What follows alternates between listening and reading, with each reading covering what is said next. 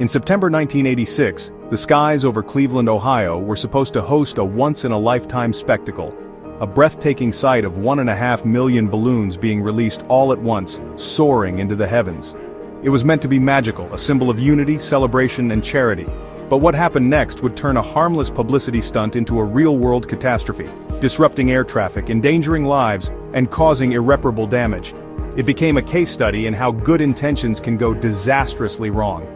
This is the unbelievable true story of how 1.5 million balloons wreaked chaos from the ground up, and why Cleveland's sky-high dream turned into a PR nightmare. In 1986, United Way of Cleveland, a major charity organization, had an ambitious vision to set a world record for the most balloons released at once. It was part of a fundraising event designed to uplift the city's image, boost morale, and showcase Cleveland on the global stage.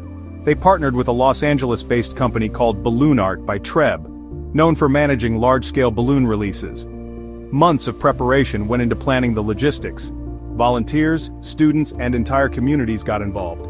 Over 2,500 volunteers helped inflate the balloons, filling them with helium under a massive mesh net the size of a city block in Cleveland's public square.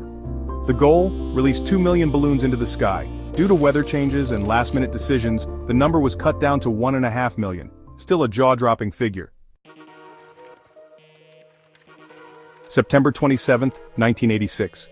The day began with excitement. The streets buzzed with energy. Thousands of Clevelanders, children, parents, tourists, gathered in the city square. News outlets set up cameras. Helicopters hovered overhead. At exactly 1:50 p.m. the net was opened and 1.5 million balloons shot into the sky. It was spectacular, a surreal wave of vibrant colors twisting and dancing against the gray clouds. The crowd erupted in cheers. Balloons reflected off the water of nearby Lake Erie, creating a sight people described as like watching a living painting. For a moment, Cleveland had done something beautiful, but just moments later, it all started to go wrong. What the organizers hadn't predicted was the weather. A cold front suddenly moved in from Canada, bringing with it a drop in temperature and unexpected winds. Rain followed. Instead of floating far away and deflating over time, as was expected, the balloons were pushed back down toward the ground by the shifting weather. What should have been a graceful ascent into the sky turned into millions of balloons raining back down across the city and surrounding areas, and that's where the disaster truly began. Cleveland's Burke Lakefront Airport had to temporarily shut down due to poor visibility caused by the descending balloons. Pilots described the situation as like flying through an alien atmosphere. Imagine trying to land a plane and seeing nothing but a thick curtain of bouncing balloons all around you. Just off the coast of Cleveland, two fishermen, Raymond Broderick and Bernard Sulzer, had gone missing the day before the event.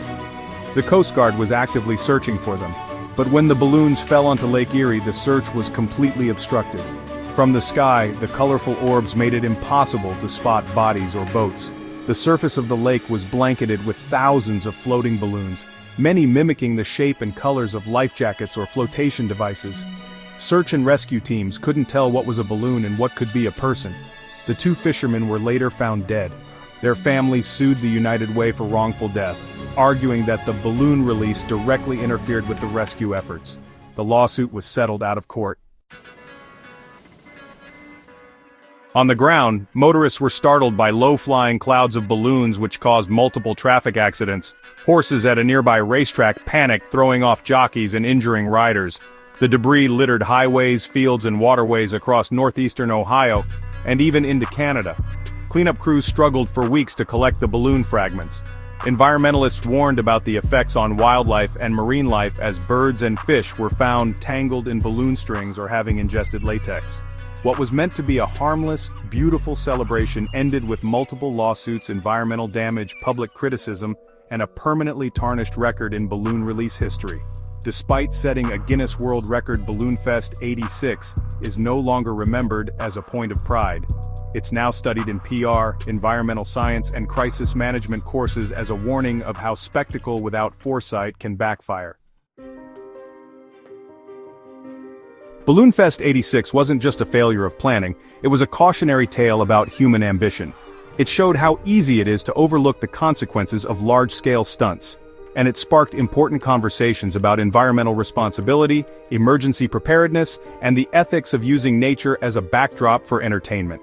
Since the event, many cities have banned mass balloon releases, citing the Cleveland disaster as a prime reason.